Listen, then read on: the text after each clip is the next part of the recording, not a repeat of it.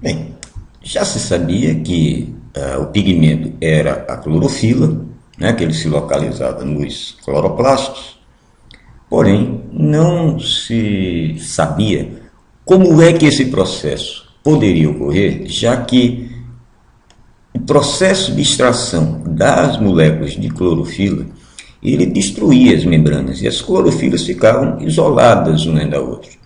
Então não se tinha muita noção de como era que era esse arranjo, né? Já que a energia era transformada de energia luminosa para ATP, não se tinha muita noção de como era esse arranjo, porque não poderia ser as moléculas todas soltas, né? Já que o sistema tem que ser organizado, tem que ter os aceptores de elétron, enfim, toda a condição para evitar a menor perda de energia.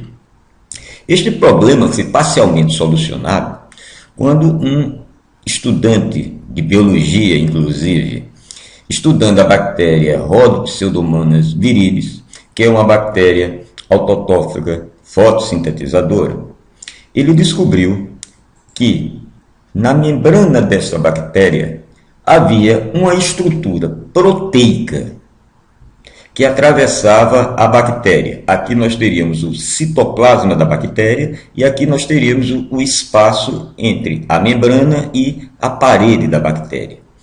No centro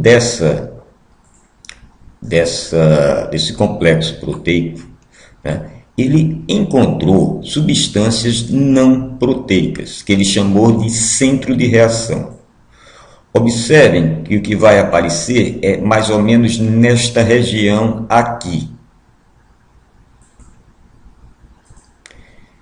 Essas estruturas não proteicas, elas utilizavam da parte proteica apenas como uma escora, a parte polipeptídica, né, servia apenas para segurar essas estruturas não proteicas, né? E a fixação era feita geralmente por essa cauda aqui desses compostos. Estes compostos eles são aceptores de elétrons. E o que acontecia aqui? Você tinha que havia várias cadeias dessas. Quando a luz incidia sobre esse par especial aqui de clorofilas, então bateu a luz, essa energia era transferida para um elétron e o elétron ficava excitado e passava saindo da clorofila, ia passar por vários compostos, cada um com seu grau, o seu potencial de oxirredução. O primeiro composto era a chamada feofitina, né, que é isso aqui, e lembrando que perdeu o elétron, ficou com a carga positiva, ou seja, pode receber um elétron. Da feofitina vinha para a menaquinona, da menaquinona para o biquinona. A mesma coisa aí. Né? Então, o elétron saía, o fóton batia na molécula de clorofila, excitava o elétron saía, perdia um pouco dessa energia sob forma de calor, passava no primeiro aceptor, feofitina, depois perdia um pouco de energia, passava para a menaquinona, perdia um pouco de energia, vinha para o biquinona. Cada molécula de clorofila dessa daqui perdia um elétron.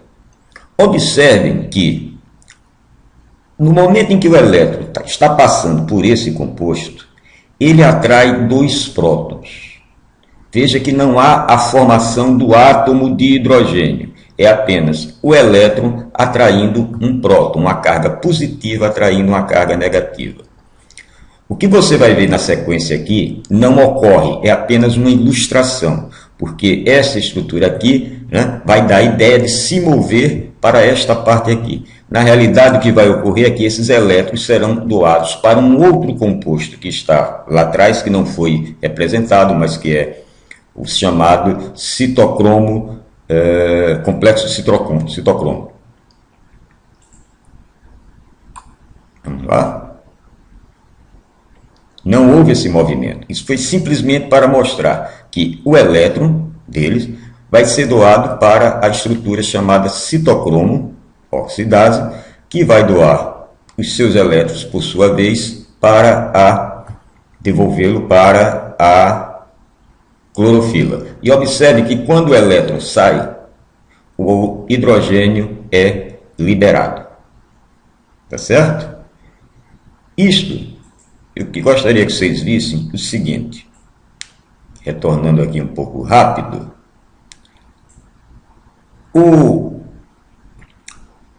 a ubiquinona estava aqui. Na hora que ela recebeu o elétron, ela doou para o citocromo que estava lá do outro lado. Então o elétron passou dentro dessa molécula. E o próton foi atrás. Na hora em que o elétron chegou aqui, que se ligou, passou para o citocromo C, o próton saiu agora do lado de fora da membrana. Então, neste processo, o que é que ocorria? O elétron recebia energia, circulava dentro desse complexo proteico através de substâncias em potencial de oxirredução, ou seja, aceptores de elétrons, e ia perdendo essa energia até ter a energia novamente suficiente para voltar para a molécula de clorofila. Neste movimento, havia transporte de prótons do citoplasma desta célula, desta bactéria, para o espaço entre a membrana e a parede desta bactéria. Isto ia gerar o chamado gradiente de prótons, ou seja, os prótons do lado. Haveria mais prótons do lado externo da membrana do que no citoplasma da bactéria.